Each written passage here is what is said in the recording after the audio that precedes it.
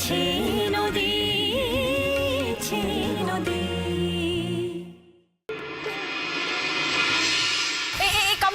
বলো না কি বলো প্লিজ মানেটা কি? আমাকে কি আবার প্রথম থেকে বলতে শুরু করতে হবে নাকি? কেন আমার কথা শুনে তোরা বুঝলি না ওরা কি বললো?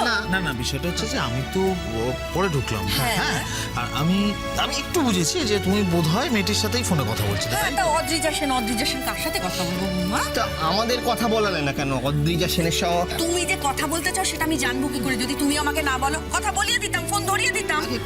কিন্তু জানিস তো, মেয়েটার কথা শুনে মনে হলো শান্ত ধীর স্থির প্রকৃতির মেয়ে, আর লেখাপড়ায় কি ভালো রে। না না, সেটা তো হবেই, কারণ না হলে তাড়াতাড়ি ওর সাথে কথা বলতে না।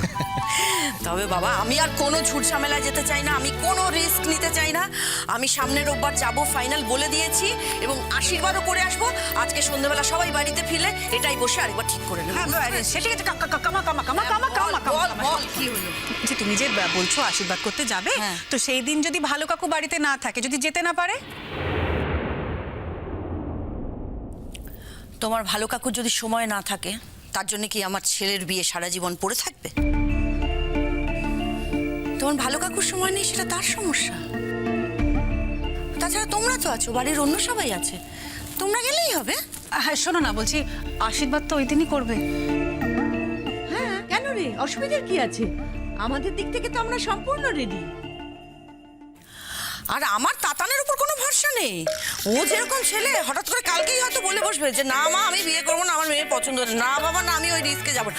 আরেকটা কথা শোন, তাতান যেরকম খুঁতখুঁতে, ও যখন একবার মেয়েকে পছন্দ হয়েছে, তখন সেই মেয়েকে আমাদেরও পছন্দ হবে, এটা তো চোখ বন্ধ করে বলা যায়। এটা একদম ঠিক কথা বলেছো। দেখো, আলটিমেটলি তো তাতানি বিয়েটা করবে, সুতরাং ওর পছন্দটাই বড় কথা। তাই কিন্তু তুমি যে ওদের বাড়ির লোকের সঙ্গে কথাবার্তা বললে, কেমন লাগলো সেটা বলো। খুব ভালো কাজুরি, খুব ভালো। মানে বাবা মা দুজনেই টিচার, মা স্কুল টিচার, বাবা প্রফেসর। আর জানিস তো, এই বাবার সাথে কথা বলে না অদ্ভুত লাগলো।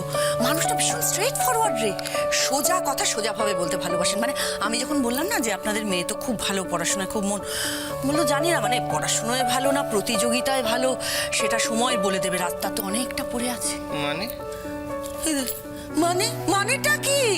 আমি যখন ওর মেয়ের টপার হওয়ার কথা বললাম, তার উত্তরে উনি এটা বললেন, বুঝতে পেরেছিস এবার? হ্যাঁ, কিন্তু তাহলে তো বলতেই হয় উনি খুব ইন্টারেস্টিং লোক, কারণ এরকম লোক তো পাওয়া যায় না যে নিজের মেয়ের সম্পর্কে পাত্রপক্ষর সামনে এইরকম কথা আর বলবে। সেই জন্যই তো আমি ওইখানেই বিয়েটা ঠিক করব, সব ফাইনাল করে ফেলেছি, তুই দেখ না।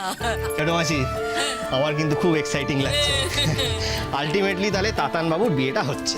একদম, এবং আমারও খুব ভালো লাগছে যে আমাদের বাড়িতে একটা নতুন সদস্য পারবেন, এবং উনি আমাদের সবার খুব আদরের হবেন। একদম ঠিক কথা বলেছো তুমি, একদম ঠিক কথা। আর কাম্মা, তোমাকে এই ফাঁকে আমি একটা কথা বলে রাখি। বলো। দেখো, শপিং টপিং তো করতেই হবে, তাই না?